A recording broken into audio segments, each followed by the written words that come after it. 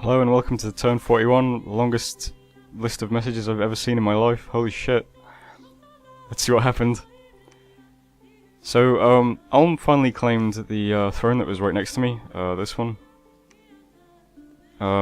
Because I agreed with him, when I gave him this province really early on, like turn, well, like 6 or something. One of the terms of the agreement was he wouldn't actually claim the throne in this province.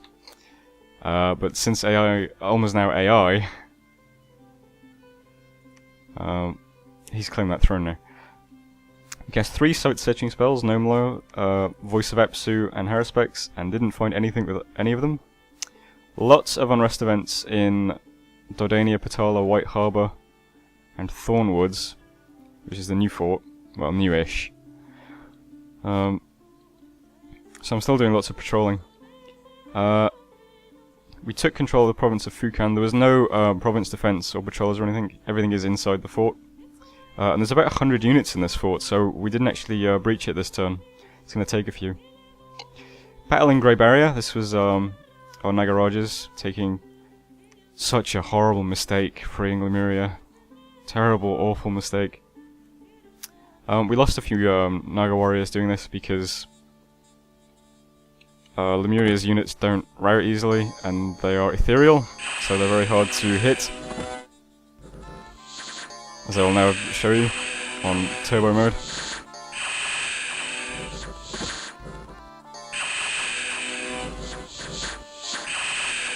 Very hard to damage with my Naga warriors.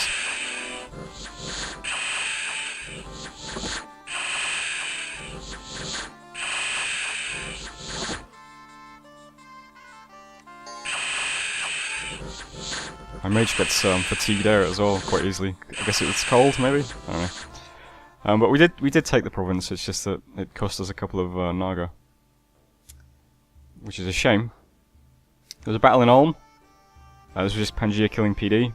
Pangaea has moved another stack of units onto Ulm. Battle in Lake of God. This was my new underwater army. Apparently Tritons are quite tough. I've changed the scripting around on this army because of this. I mean,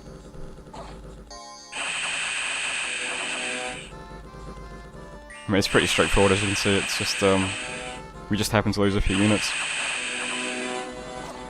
But what I've done differently with the scripting now is I've moved everything a bit further back, and I've moved I put the guys on, the Naga warriors on hold and attack, so they're going to stand there for 2 turns and let Anurati actually, you know, bless a lot of them. So hopefully that works a little bit better. There was a battle in Assad. This is unfortunate. This is AI Ulm attacking us. And even though this army is quite small, it has quite a few decent units, and it has these guys, these whites. They're 19 protection undead units equipped with Bane Blades, which are not fun at all. They've also got a chill aura. These guys look tough. So I can only hope that AI Ulm withdraws these units to help deal with Pangaea and leaves me alone.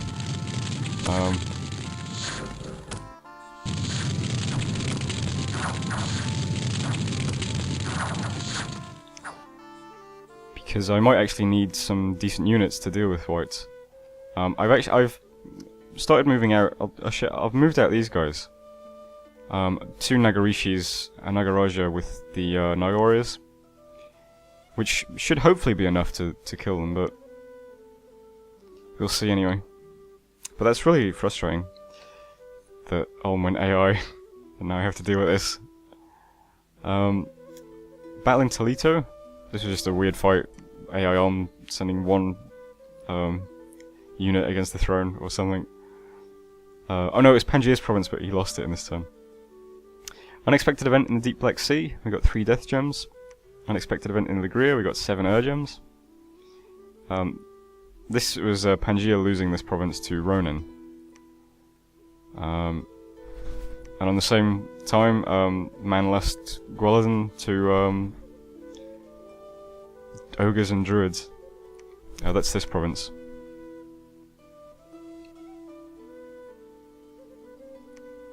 We managed to find a lot of man's magisters this turn, at least. We got 2 in Dordania, and 2 in Patala. And we also found an Agarthan scout, which, you know, fine. Started to destroy the gate in Fukan, but we need more time to succeed, so we're just forging that for now. And patrolling troops have killed a lot of brigands in Dordania and Archocephaly. Archocephaly is still pretty severe. It's still 62. White Harbour is still unrecruitable. Patala is still unrecruitable. Dordania isn't too bad now, it's down to 41. Yeah. So what are we doing this turn? Well, I started moving those units from Patala, like I said, these guys, to try and cap Assad and Vena back. I'll tweak their scripting and stuff next turn, but for now they're just moving out. I might involve Surt in the fight as well, because he's adjacent, I don't know. Surt is continuing to patrol in Dordania. There aren't many spies in Dordania at the moment, so and unrest is quite low. So Baha Kondra is now finally moving all of these Bandar towards the front lines. So he's moving from Dordania to Archocephaly. I'm recalling this mage because I'm never going to have a chance to build a lab at this rate. It's going to take a few turns, so I might as well just keep him defending. So Adi Mueller here is coming back from Gintmark to Arco. Bandin is continuing to patrol just for now, but his units will be scooped up by Baha Kondra and sent to White Harbour next turn. But my patroller, my Black Hawk, is moved patrolling to White Harbour to start trying to take care of the unrest in White Harbour. In God's Tomb Mountains, we've got Ballister moving all of these units from God's Tomb to White Harbour. So this is more reinforcements coming, as well as the Adept who recruited last turn, Vilgo, who is another one, if you remember. He's also moving to White Harbour. Nothing in White Harbour to pick up. In Thornwoods, I'm going to have my Pretender attack Girthburg. Girthburg currently has 1 black candle, but I don't think that'll be a problem for my Pretender because she's pretty tooled up.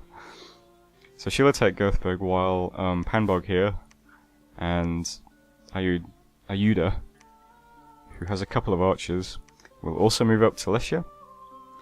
In Lesia we have Omar here. He's equipped the Bloodstone and he's carrying it to Fukan. And 2 new slaves are also moving to Fukan. And our Brahmin is of course building a temple in Lesia. So we're still sieging Fukan. That might take a turn or 2. I'm not sure, I was wondering if I should cap these 2 provinces as well, with like just a small force of Bandar split off from the Fukan siege. But I don't know, I just want the siege to get done as quickly as possible, so maybe not. A Day at the Beach is going to take Smacia next turn. I guess I'll try to take Gwaladen after that, and then sort of join up with my main army. And maybe A Day at the Beach could cap these 2 side provinces as well. It depends, Man might be smart and intercept me in Gwaladen after he sees where I'm moving. But we'll have to see about that. And my underwater army here is capping Silent Ocean. So next turn, if all goes well, I'll hopefully cap Smacia, Girthburg, and Silent Ocean, which will give me a little bit more income, because I'm struggling with income mainly because of upkeep at the moment, but also because of all the unrest, of course.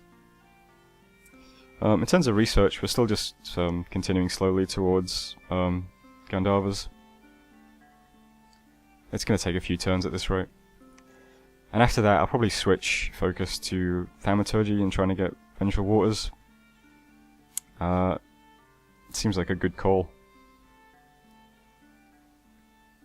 But that's the end of the turn anyway. And we'll see what happens next turn. I've heard that J1's player might be too busy to play the game, so he might be looking to go AI soon, which would be another just awful thing. Sick of AIs. Lots of scouts sitting in provinces. Anyway, thanks for watching, and I'll see you on turn 42. Turn 42, hello. Not quite as many messages this time, but still a lot. Let's get through this. First of all, message from Pythium. Pythium is very upset about fighting Midgard. But, interestingly, we also got a message from Midgard saying that he's out. So, I'm not sure what's going on. Actually, yes I am. It looks as though Midgard is actually being defeated by Marignon. I guess Pythium is over here fighting this end of Midgard and losing, while Marignon was over here fighting this side of Midgard and winning. Poor Pythium. Okay, we cast 3 sight-searching spells and found nothing in the Glimmering Fields, nothing in Kopos, and nothing in the Glimmering Fields. Unrest in God's Two Mountains. This is unfortunate. He's figured out that I'm recruiting Communion Masters here.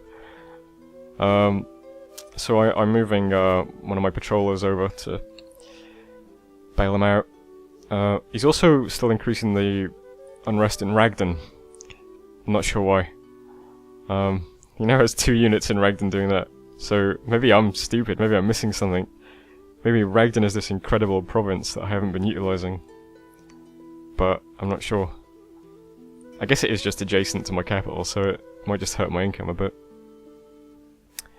Battle in Sirmiok. 32 Magister Arcanes this time. Man decided to roll out his entire army stack. And he also has 100 units in Fukan. So if he attacks me and breaks siege at the same time, that's going to be a huge, gigantic army with 32 Magisters. So as you can see, I'm pulling back. I'm happy to fight him in Lethia in 2 turns, when all my units have sort of unified. Then I think I can quite safely knock him out. But in this position, no thanks. But we can take a quick look at his army. He's got a lot of new units now. He's got these guys, these are ogres. Not terribly scary. They've got 9 magic resistance, so we won't be able to do something fun with that. But probably not, because I'm only just chuck out evocations. Low defense, low protection, decent hit points. Not very interesting though. He's got these guys, griffins, lots of these are flying units. They might cause a bit of problem if they're set to attack rear, I suppose. And wyvern, same sort of thing, flying units. We'll see how they do. He's still got all the longwomen, of course. And all of these Magister Arcanes, who are still pretty scary, especially when there's so many of them. And he doesn't give anything away in this battle, because they all cast Lightning Bolt. And a few of them cast Body Ethereal on the Griffins. So a few of them are going to be Ethereal, which might be a problem. Still no dragon. I guess this dragon is dead, but I have no idea how that happened. Maybe I saw it happen and didn't notice, which would be really funny. So yeah, anyway. We took Smacia, straightforward, we just crushed PD. There's a battle in Ragden. Ulm attacked me with a solo commander. I don't know, it's AI, man. Who knows what they're up to. Battle in Gearthurg. This is my pretender just killing PD. We haven't seen my pretender fight in a while, so let's just watch her chop up some crossbowmen, why not? Oh, wasn't that good? That was amazing. Battle in Ulm. This was Ulm trying to break out of the Pangean siege. To little effect.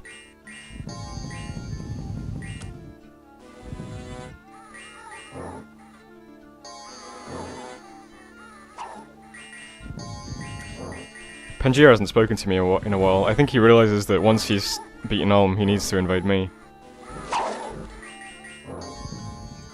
So I guess our friendship is over now.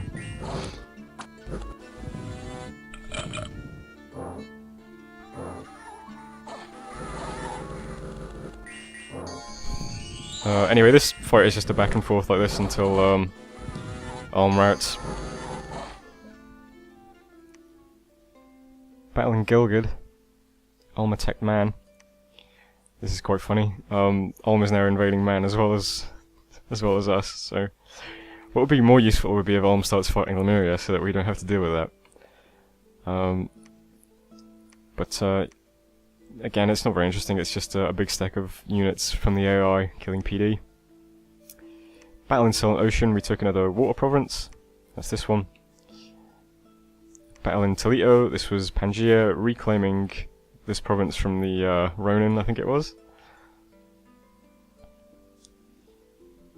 Some unexpected events. We got 14 water gems from a witch being drowned in a well. An additional 411 gold. I love gold events, they're really useful. And we lost some population in Zoglia. But what are you going to do about that? We lost a scout that was in Lemuria. I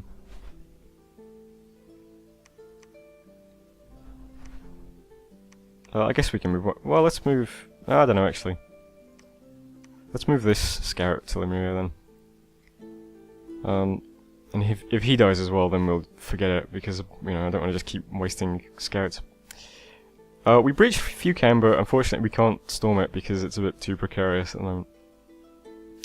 Okay, so what are we doing this turn? Well, first of all, I'm building a temple under the water, and my pretender is claiming this throne here. This is the Throne of Winter. I thought I might as well do this. It spreads Dominion 1. So we'll do that, because we've got a black candle in Lestia, and we don't want that to be the case in 2 turns' time when we fight. So I also have my Brahmin preaching. And claim this throne. We build a temple, claim throne, preach. That should get this up to at least 1 white candle. This stack of units, A Day at the Beach, is going to attack Foldenberg. It has meager province defense. The only thing that might go wrong is if he tries to move the 40 units in this fort to Utenshire or into Man, then I might get attacked and we might have a real fight. But if he doesn't do that, if he's just having units sitting there, I'm just going to attack the PD in the province, that will siege the fort, and then I'll just move on. I'll go from there to Utenshire. And in the process, that will prevent him from recruiting units here or doing anything like that. So this is really, it looks kind of funny, like I'm sieging a fort, but I'm actually just making a movement from Falden to Uten and then to Lestia. Probably won't get there in time to actually join any fight, depending on how quick Man is. But we'll see. On the same time, I'm also having a scout in Trollland attack this fort, because this fort also has no province defense. So this scout can just siege it and then siege it on his own, and then, well, he can't do anything. Because I don't think he has a commander in this province either. So I can just sit here sieging it for free with a scout. So that's quite funny. So I thought I'd do that. My big army is moving backwards. I gave the Bloodstone to Frisbee Champion. She's now natively... Well, is it a she or a... I guess that's a he. He is now natively Earth Magic 5. So that's going to be really cool in the Communion. Because the Communion will get it up to 9, and Summon Earth Power will get it to 10. And I'm also going to forge him some Earth Boots this time, so that'll be 11. So that is some serious firepower. Everyone else is moving back to Lestia. Now, one thing I'm going to do this turn, and I didn't want to have to do this. I wanted to, if I had to do this, I wanted to do it to a Nagarishi, but if Man attacks Lestia this turn, I won't have enough turns to do that. What I'm going to do is, I'm going to empower this guy in fire. I've got the gems for it. And the reason I'm going to do this is because he can plug into the Communion, that'll boost him up to Fire 5, and he can cast Flaming Arrows. And I think having Wind Guide and Flaming Arrows on my archers is going to be a pretty big deal. So he's going to be a Fire Mage. He can also, I guess, from this point on, forge Firebrands, so that might be interesting. I should make one of those for my Pretender. Maybe as a gimmick I can give her a Frostbrand, a Firebrand, and a Shadowbrand. But I'll need to empower someone in death as well. to do that. But yeah, so we're moving these units back, empowering this guy on fire. We're moving units to this province. We're also recruiting units, recruiting archers. We're recruiting archers in Thornwoods and moving some units up. We're moving all of these archers from White Harbour to Lycia. We're moving this gigantic stack of units from Argocephaly to Thornwoods. Everything is going to be within Lycia's sort of reach.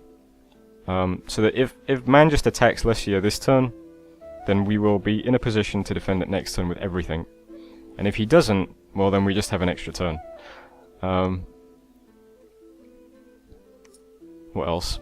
Yeah, this guy is moving all these units. The gnomes are being moved to God's Tomb to start patrolling. Cert is also moving to Arco to patrol, and then he'll move to God's Tomb to patrol. And over here we have these three mages attacking Assad. I have no idea how easy or difficult this fight is going to be. I really don't. So I've sort of I prepared them well. I'm going to spam Moors of the Earth, a bunch of buffs and Gifts of Heaven. We're going to bless these Naga warriors. And we're going to hope for the best. Those whites really look scary, but I think I should be able to just kill them. And then we'll take Assad and we'll take Vena hopefully as well. And in my cap, I'm forging a bunch of items. I'm forging Earth Boots for Frisbee Champion. I'm forging a Water Lens. That's this thing. This gives you a temporary water gem.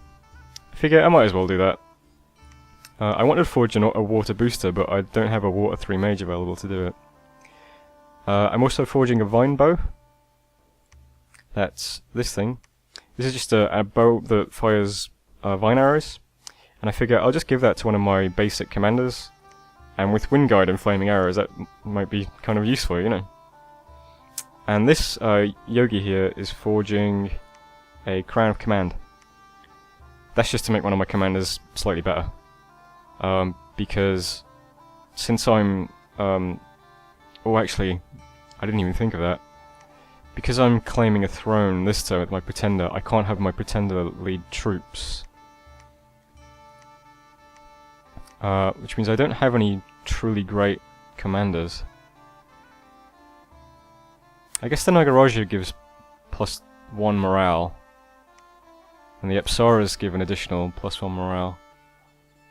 If I give Silly Monkey the Crown of Command, he'll be inspirational as well. Yeah, I think that's fine.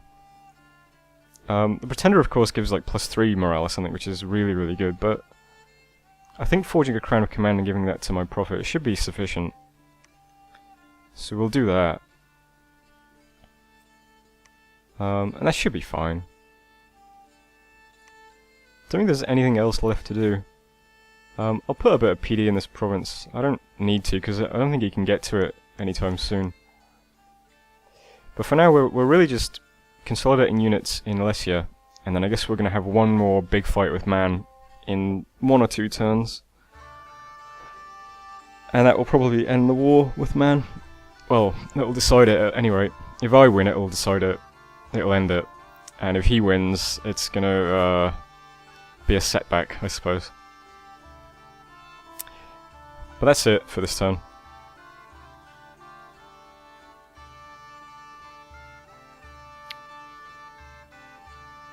Hopefully I can knock out Man and Lemuria before Pangaea knocks out Ulm. That seems to be like the real pressing issue now. But we shall have to see. Anyway, thanks for watching, and I'll see you next time. Hello. New turn. Lots of unrest events, as usual. Okay, messages first.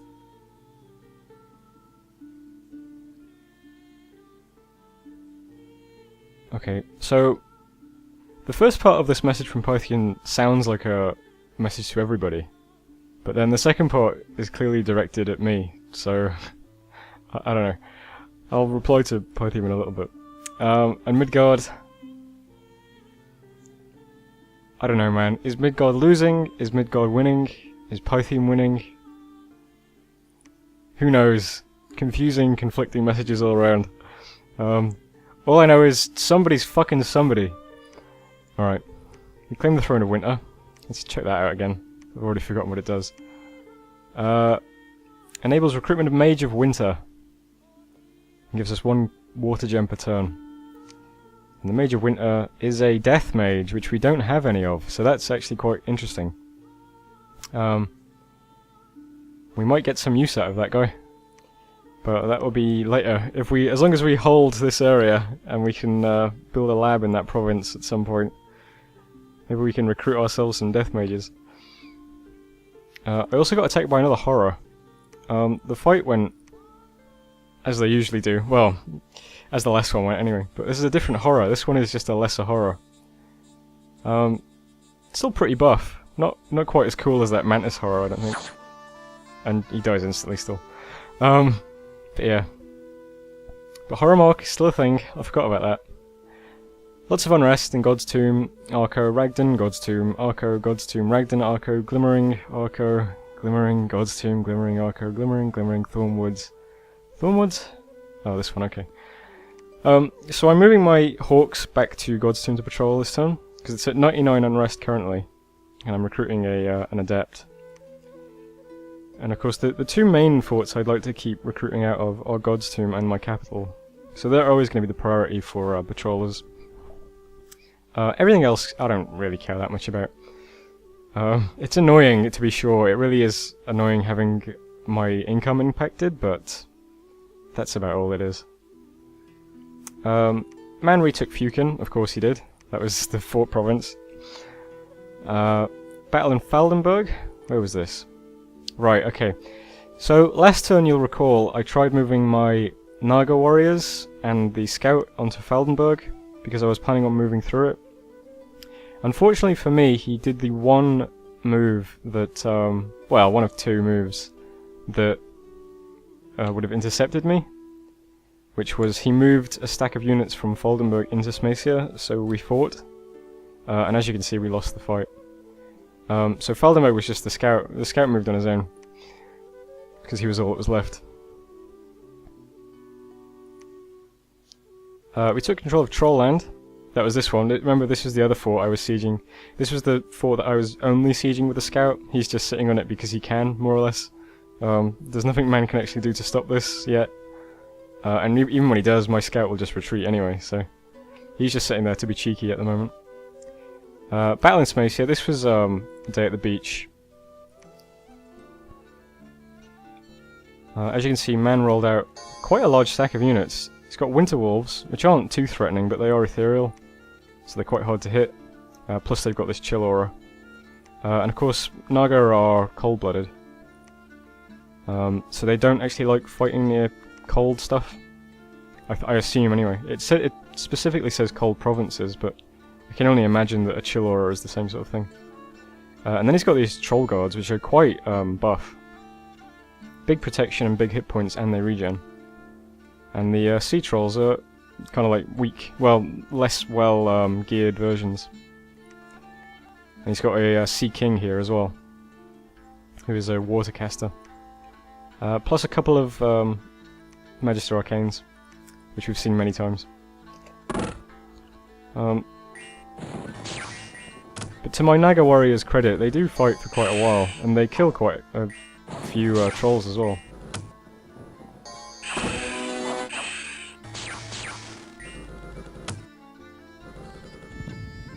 It's not the most interesting fight, but I guess it's fun to look at numbers sometimes.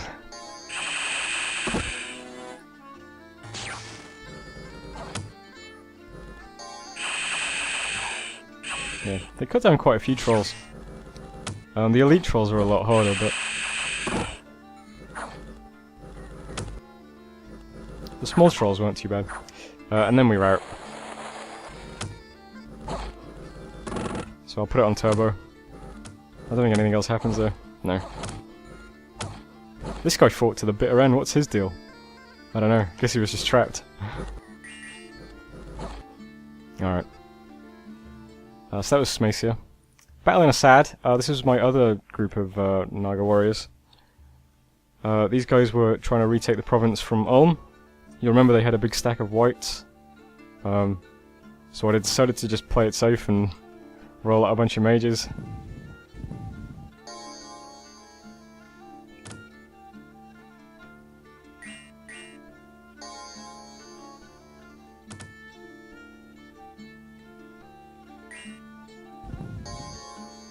Moors of the Earth did not do much, unfortunately. But the banishment spam actually does quite a bit more. And Gifts of Heaven, of course. Gifts of Heaven just obliterated them.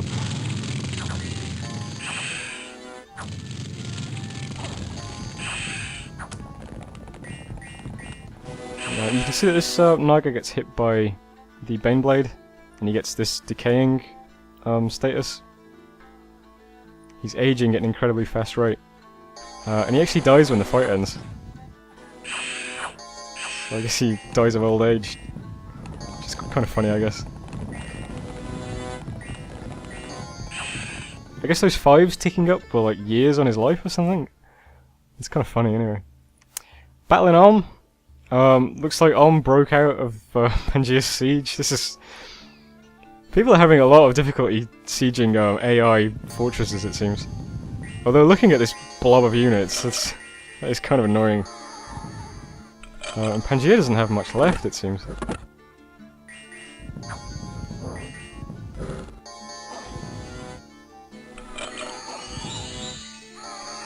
I don't know, man.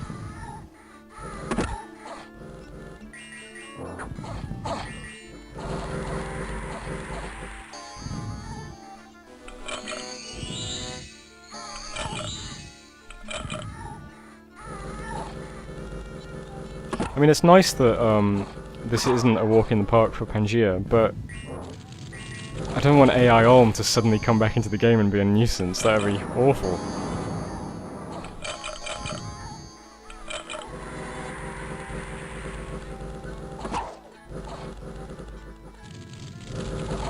Anyway, as you can see, he just gets surrounded now and whittled down. Lots of thralls. Alright, we've seen enough of that.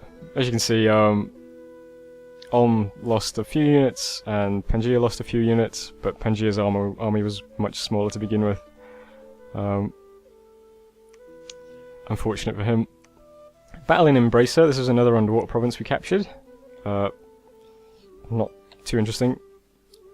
Then we got some events. Misfortune in Assad, great. 258 gold from Alman, and then a Kraken King has come out of his old hiding place and attacked the province of Mu. There was a battle in Mu, and as you can see, I got attacked by Kraken Kings who have 85 hit points and Krakens who have 60 hit points, and they just obliterated my Nagaraja. Very rude. Now, this was the Nagaraja who was building a temple as well. So not only did we lose a Nagaraja, we wasted 400 gold on a temple that we now don't have. And we lost the province to neutrals. Ay ay ay. Sneaking enemy was discovered. We discovered lots of scouts from different people's nations, but none of man's units. And we lost a scout in Lemuria again. And we lost a scout in Gilgad. Okay. We're sieging Trollland, of course, that's the scout. Unsurprisingly, the walls are unharmed, but, you know, he can keep up the good work. Killed some brigands in White Harbour, killed some brigands in Patala. Some of my troops in Letia are starving. That's kind of annoying, I didn't expect that. But what are you going to do? Although... What? I gave my scout an endless bag of wine, and it looks like they're not starving anymore. But I gave him the bag of wine, and it was still more supplies being used, I'm sure. But now it's under. Okay, well, sure, I'll take it. So we've got 343 supplies in this province and we're using 342. So, okay, sure. So that's solved already. But I am also forging another Cauldron of Broth just to make sure that that doesn't happen again. And we also lost a Yogi from disease in Arco. Okay, so what's happening this turn? Well, first of all, let's just take a look over here. A Day at the Beach survived with 6 Naga warriors. So she's retreating back into the safety of the ocean. We did put, we put quite a good fight in Samacia. We killed quite a few trolls, so maybe Man will be a bit nervous. But other than that, we have to retreat. So we're going to retreat back into the water, over to Deep Black Sea. We'll link up with Anurati. Maybe we'll build a lab here, and somebody can start casting Voice of Tiamat.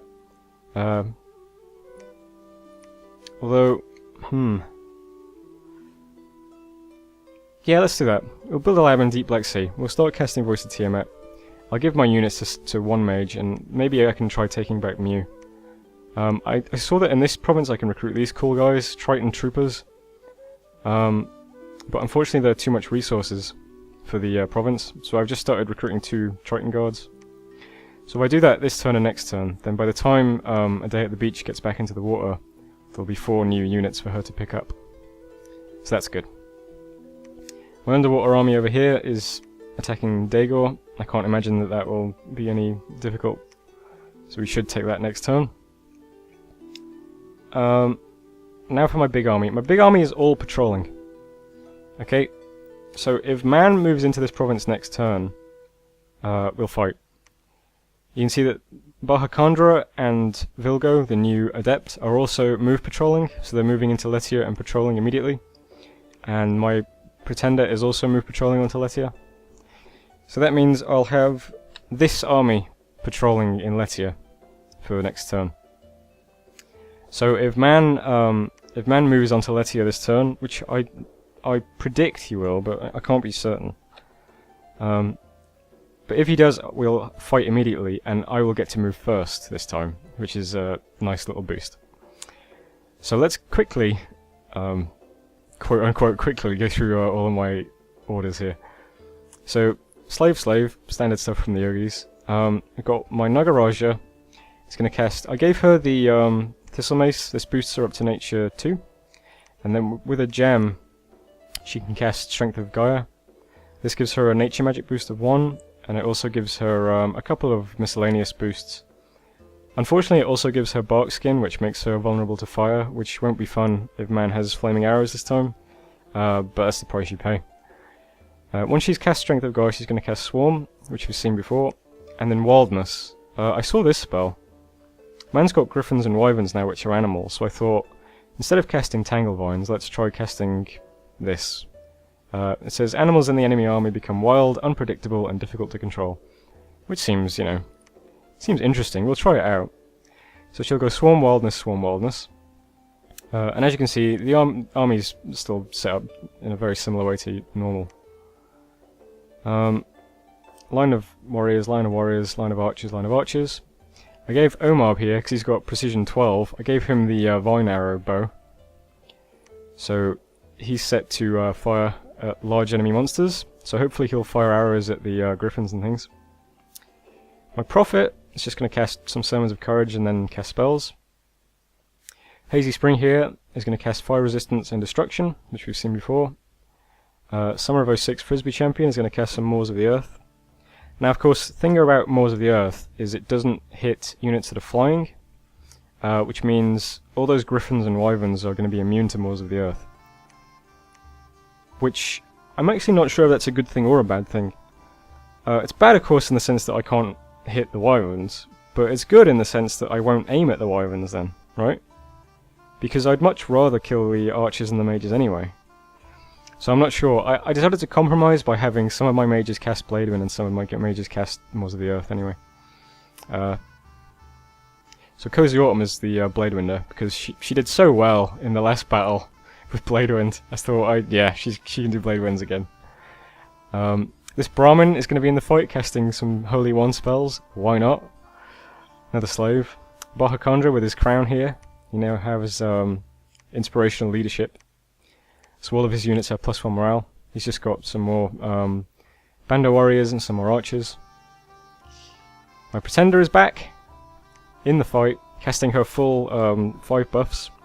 Earth Power, Mist Form, Protection from Lightning, Temper Flesh, and Flight. And then she's going to attack Rhea. I'm a lot less sure about how this next fight is going to go, so she might actually get to fight this time, because I think it might go longer than 5 turns. I might actually start losing this fight as well. So I think my Pretender might be more important in this fight than the last one. Another Slave. Starry Winter Nights is going to cast Anti-Magic, summon Earth Power. Oh gosh. Got a bit of a sore throat from talking so much. Anti-Magic, summon Earth Power, Power of the Spheres, Gift from Heaven. She's kind of a miscellaneous caster in this fight. More Slaves. Lazy Summer Afternoons is going to cast Moors of the Earth, Blade Wind, Moors of the Earth. So he's kind of mixing it up a bit, because again, I'm not sure about how many flying units he has exactly. I still think the bulk of his army is archers and things, so I don't think it's too big a deal, but can't rely on Moors of the Earth as much anyway. Because who knows, he might be casting like Gift of Flight or something and making lots of his units fly, which would make them all immune to Moors of the Earth. So I have to be a bit prepared for that. The Guru is still casting Personal Regen before jumping back into the Communion. Actually, looking at this, I might change this up a bit. So I've got more Yogis down here casting buffs before jumping into the Communion. But it seems like kind of a waste. Let's change this to just Communion Slave. Delete, delete. And let's have this guy cast Personal Luck. And then Communion Master. Okay. So as you can see, this slave casts Personal Regen, Personal Luck, Communion Master. And this slave... Wait, no. Communion Slave. There we go. Master, Personal Regen, Personal Luck, Slave. And this one down here casts Master, Body Ethereal, Twist Fate, Slave. So they're just going to propagate buffs throughout the Communion Slaves. I can afford to do this because I have 19 slaves and I only need 16 for spell path boosts. So they can afford to waste a few turns being masters rather than slaves. So that'll propagate 4 nice buffs through the Communion. And since the enemy has flying units now, I thought that was a good idea because, you know, he might get lucky and some flying units might start attacking my slaves. Anyway. As for the Adepts are each going to cast a special spell. Kindly Grandma is going to cast Wind Guide, and then Summon Earth Power, Legions of Steel, Legions of Steel. Bogliod is going to cast Curse of Stones, and then Summon Earth Power, Lightning Resistance, Lightning Resistance. Panbog is going to cast Flaming Arrows. He's the Gawi Empowered, remember? And then Summon Earth Power, Lightning Resistance, Lightning Resistance. And Vilgo down here is going to cast Communion Master, Summon Earth Power, Blade Wind, Moors of the Earth, Blade Wind. Whew. That's a lot to get through. But, you know, if mana takes me next turn, that'll be a fight, and I'll be moving first. So that's good. I also went ahead and bought 30 province defense in this province, because that's a lot of Markata archers. Wait, they're not Markata archers, they're just Markata. Okay. Let's not buy 30 then. 25 will do. That gives me 25 with heavy archers. Anything else this turn? Moving the Hawks back to patrol. Moving this army I've already talked about. In Patala we're forging an enormous cauldron broth. We're casting Gnome Lore, Voice of Apsu. In Dordania we're casting Arcane Probing. And in Archacephaly we're casting Arcane Probing. Because we've got these underwater provinces now that they can scan. I think that's everything. So we're just waiting for the fight next turn, if it happens. Which I think it might. Because what else is man going to do? Just sit there? Although to be fair, that is what I'm doing, just sitting here, so maybe. Research-wise, we'll have Conjuration 5 next turn, which means if we're still in the game, if we don't lose horribly, then we'll then have Gandharvas available to us, as well as Sleepers, who I'll talk about if I summon one, and Voice of Tiamat. And maybe some other stuff as well. I haven't looked too closely at this. There might be some cool stuff here.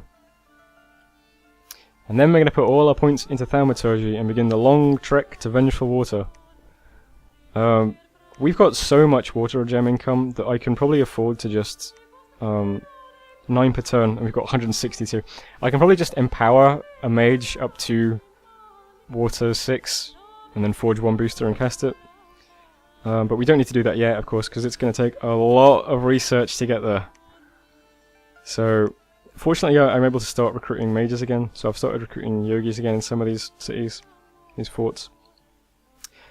So if we win this fight, hopefully we can knock over these next few forts quickly, consolidate our holdings in this area, and then just research for a couple of turns and get ventral waters up. But it all hinges on this next fight with man, as it did last time. And I'm a bit worried about the fight this time, because he has so many Magisters, and clearly by recruiting Griffins and things, he's aware of what my Communion does. So he might have prepared in other ways, like I said, with Gift of Flight or something like that. I don't know, we'll have to see how it works out. But of course I'll also have Flaming Arrows as well as Wind Guide. Just have to wait and see. Anyway, thanks for watching, and I'll see you on turn 44. Hello and welcome to turn 44. Before we go on, I'm just going to have to say, you are going to be disappointed if you expected a fight this turn, because man did not attack me, so there's no fight. So, let's get that out of the way. There is nothing to look forward to, there is no battle, there is nothing fun in this turn. Okay, good. Let's proceed. So, research and conjuration is completed. Which is great for us. This is a really nice milestone to hit. We've got Summon Gandharvas now, which I'm already summoning, and I'll show you them next turn. Also got Summon Vitalas. I don't know, I haven't looked at these guys because I didn't expect to have death access, but now that we've got that Throne of Winter, maybe I should look at what some death spells do. Maybe they'll be cool.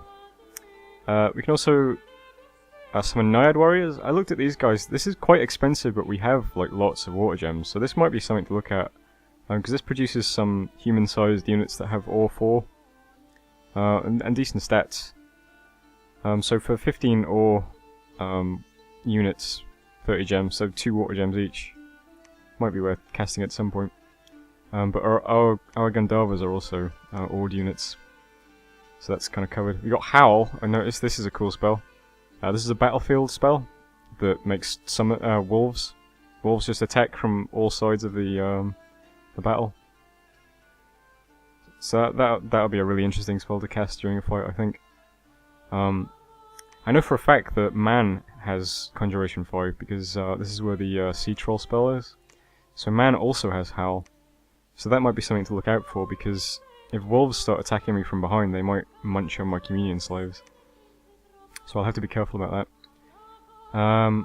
And also Awakened Sleeper. This produces a giant, well, I think he's actually size 3, but he looks giant, commander, who is inspirational and has a really good stats. You can turn him into a kind of thug, or you can just use him as a really great commander for a cost of just 10 nature gems. So we'll be using some of that at some point too. My nature gems are at a premium at the moment, unfortunately. So what else? Arcane Probing, nothing. Arcane Probing, nothing. Voice of Epsu, nothing. No more, nothing. And rest events this turn, only in Arco and Ragdan. The reason for that is because we caught a lot of scouts this turn. Battle in Daegor. This was underwater fight, and it went about as well as you expect. No losses, straightforward. Battle in Venna. Oh dear. We attacked the Throne Province last time, held by AI Ulm. And apparently I was a bit cocky, because yikes. We lost 1 Nagarishi and a Nagaraja, and almost all of our Naga warriors. So let's see how that went.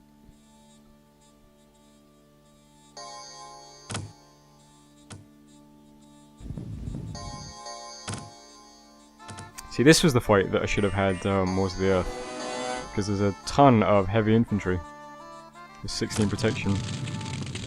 Not to mention the knights, of course. Heavy cavalry have 18 protection, but of course the these guys go first, so the Naga warriors take care of most of them.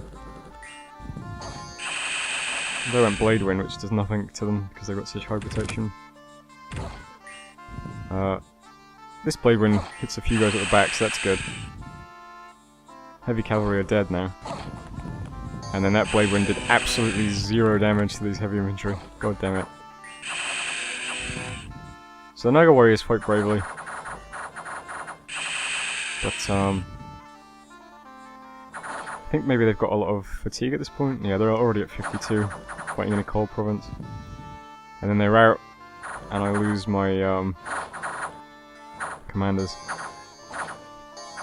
Bit disappointed by that.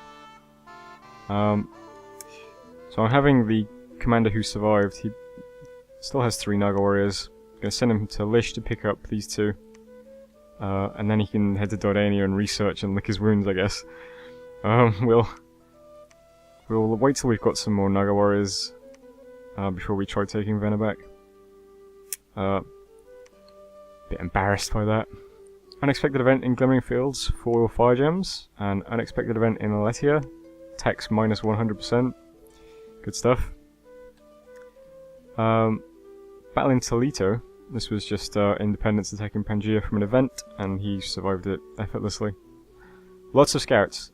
We killed a lot of scouts actually in Letia, which is where my huge army was. So if you want to see the definition of overkill,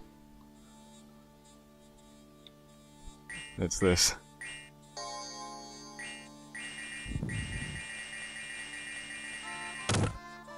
Pretty much. And we killed a lot of Magisters this turn as well. In Arco though we killed 1. This was another scout. Another scout. Another scout, this one in Letia again. Magister died in Patala. Magister in Archocephaly. Magister in Patala. More scouts. Another Magister in Patala. Patala. And Patala. So that was the turn he moved a lot of his Magisters back into Patala to do some shenanigans, and my Hawks killed them all. So I'm quite pleased with that. So that sort of massively reduced the unrest spam we were getting. We lost one of our scouts in Ulm. The fortification in Trollland is unharmed, yep. But, you know, keep up the good work, Mr. Scout. And we killed a lot of brigands. Now, in Letia there's a massive shortfall of supplies now. We need 443, and there only are 310. So we need 120 more suppliers just to maintain here. So, I've stuck everyone into the fort. Everyone is now either researching, forging, preaching, or defending. And in the case of Atia, she's actually moving back to Thornwoods with all of her units to try and, you know, reduce the demand for supplies. In terms of movement this turn, we've got our underwater guy. He's finished capping all these provinces. He's going to move to Deep Black Sea, build a lab, maybe build a temple as well. And same for A Day at the Beach, just slowly moving to Deep Black Sea. We'll sit here for a couple of turns, we'll cast some Voice of Tiamat, scan some of these provinces. At some point I want to take these 2 underwater provinces as well, Lake Fortune and Whirling Sea. So we've still got that to do underwater. But that's all that's happening currently. Other little movements. I decided to start moving out this mage towards the front lines. Why not? It'll probably come in useful if he makes it there in time. My Hawks, because I killed so many Magisters this turn in Patala, I think Patala is probably safe for a couple of turns.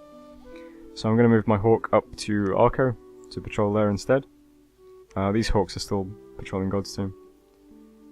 And as I said, this Nagarishi is picking up Nagas.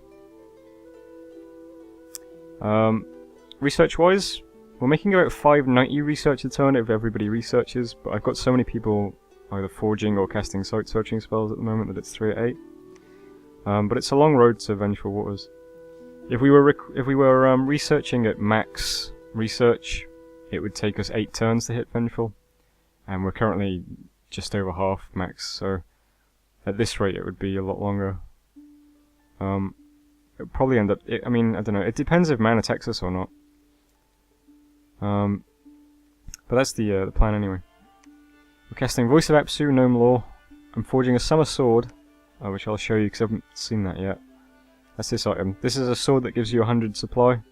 And it also allows the person wielding it to cast Tangle Vines. So I thought that would be quite useful for a simple commander to have. Also forging another Endless Bag of Wine. That's another resource item, supply item. In Dordania, I'm forging an Eye of the Void and a Spell Focus. So I'll show you those. These two items both give a magic penetration bonus. So the Eye of the Void gives a penetration bonus of 2. And the Spell Focus gives a penetration bonus of 1. And I'm going to give both of those items... Oh, wait, no, I wouldn't be able to, will I? I was going to give them both to Starry Winter Nights. No, that's the wrong person. I'm fine. Okay, yes, I'm going to forge those two items, and I'm going to give them both to the Adept who casts Curse of Stones. Because Curse of Stones is a magic resistance spell.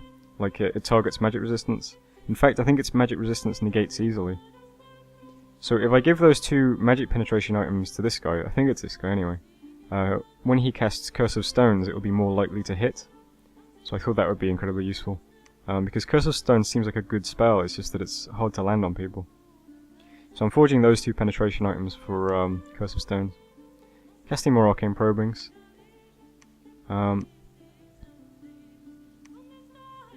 And yeah, in this province I'm doing more forging as well. My Pretender is forging a Heart-Seeking Sword, I think it's called. Heart-Finder Sword. Whoops. I thought I'd wield this in place of the Sword of Swiftness. It says extra effect on damage, Heart-Finding, which I think just kills you instantly if it hits you. I'm not sure. It says it. This results in instant death, but an enemy with high magic resistance may be able to avoid the evil of the sword. So I thought this would be a really cool weapon to give to my Pretender, because if she ever goes against like thugs or another Pretender or something like that, then this weapon would just kill whatever it hits. So that would be really cool. So she's forging that. Lots of people are casting Summon Gandharvas. I think 3 people are casting it this turn. So that will be... I think you get 6, so it'll be 18 Gandharvas next turn. Which would be great at my front lines. I'm also forging a Ring of Levitation. I thought I'd forge this just in case I wanted to have somebody run out and cast Earthquake at some point. See how that works out. And I'm also having Panbog here. He's going to forge a Firebrand. And I'll replace one of the Ice Brands that my Pretender is wielding with a Firebrand instead. I think that's all the forging I'm doing. I'll just go through... Yep, looks like it. Prophet is preaching. The Brahmin is preaching. Everyone else is just defending or researching. And that's it for this turn. So, I think I'll send a quick message to Pythian, because I meant to do that last time. So I'll just say... Okay, yeah, I'll send him this. Of course, some of the underwater provinces are actually quite nice, but he doesn't need to know that. I'll let him know that, yes, I've claimed the ocean, but actually it's all shit and useless, so don't worry about it. It's fine. It's fine. So that's what I'll send him. And that's the end of the turn. Next turn, either man will siege us, in which case we'll think about breaking siege, or man will not siege us, in which case I guess we'll just keep researching into Vengeful Waters. Odd position to be in, but what can you do?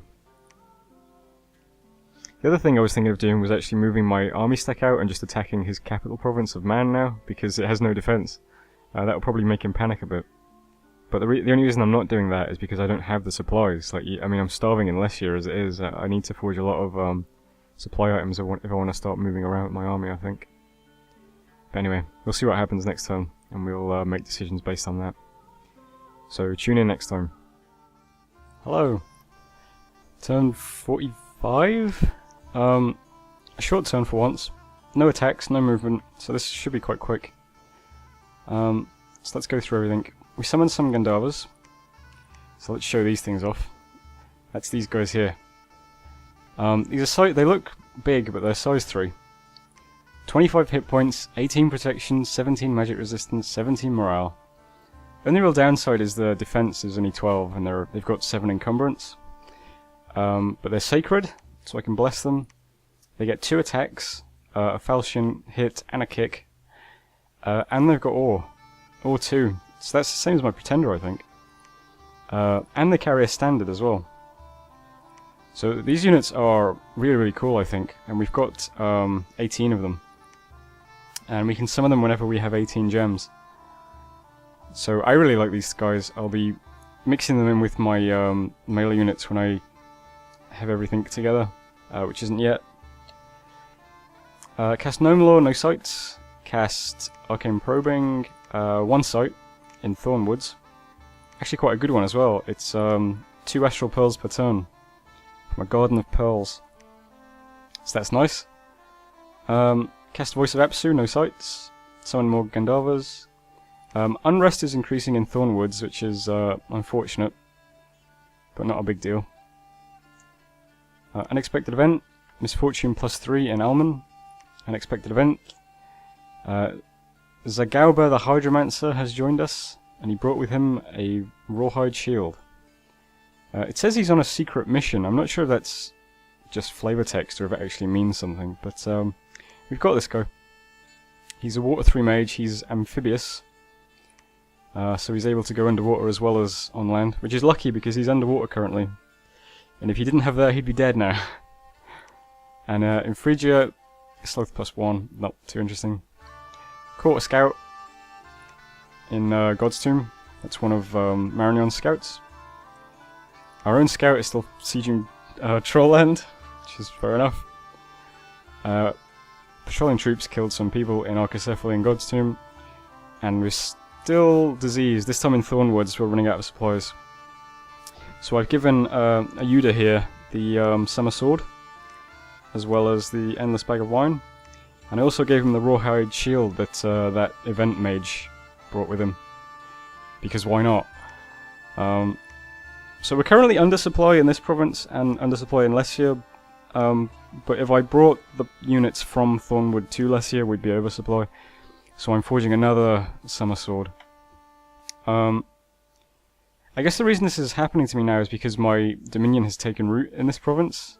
And let's see.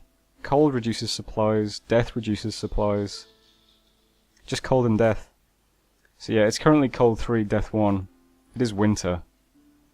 So I guess winter is why the supply value keeps changing. Anything else? No. So that puts me in a kind of awkward spot now because I cannot attack anyone because I don't have the supplies to move around. And maybe that's the reason Man isn't moving either. Maybe he's struggling to support such a huge army. So that kind of limits my options a little bit. I forged some items last turn. I'll go through those. I forged the Firebrand for my Pretender and the Heartfinder sword. And a couple of other items. I gave the penetration items to Bogliod here. So he's now got the Spell Focus and the Eye of the Void. I also forged another item that I forgot to mention last time. And that was a Crystal Matrix. Anyone wearing this item is automatically assumed to be a Communion Master. So I gave that to my Nagaraja, the nature guy. And I've changed his script, so now he casts Swarm, Howl, Swarm, Swarm, Swarm. And the reason I think I can get away with that now is because all the fatigue from that will just be dumped on the Communion slaves. So I thought that was a good idea anyway. Anything else I did? I don't think so. It's just really basic movements. I'm still moving this Adept slowly to the front. The last Adept I recruited was this guy, Ophar. He has Astral 3. So what I'm having him do is just teleport to Thornwoods, because he can do that instantly. You need Astral 3 to cast teleport, so that's why that's the first one I've done it with. I'm moving some Hawks back to Thornwoods to patrol. Patala's still 0 unrest, and not a big deal.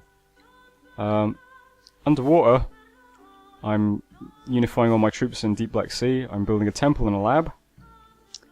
and as you can see, he's got another giant stack on my border.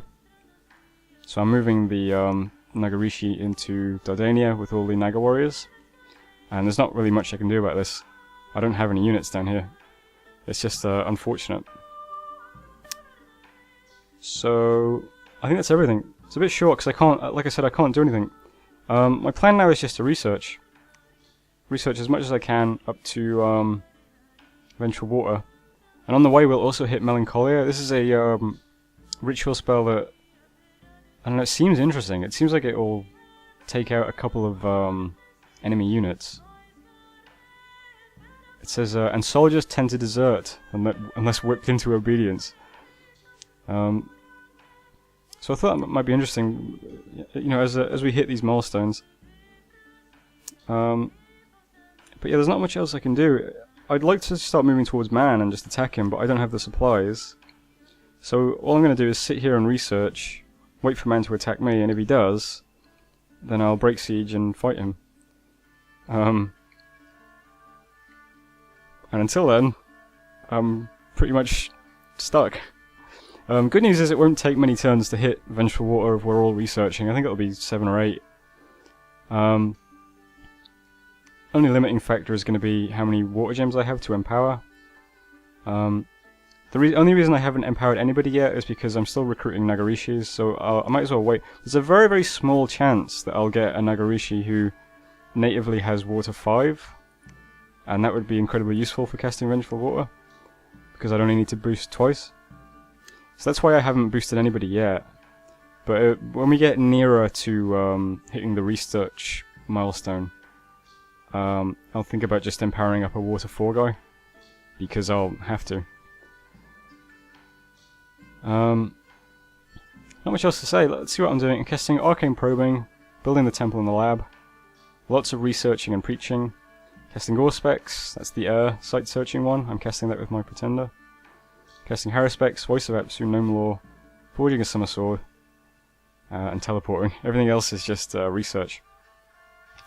So, a bit boring.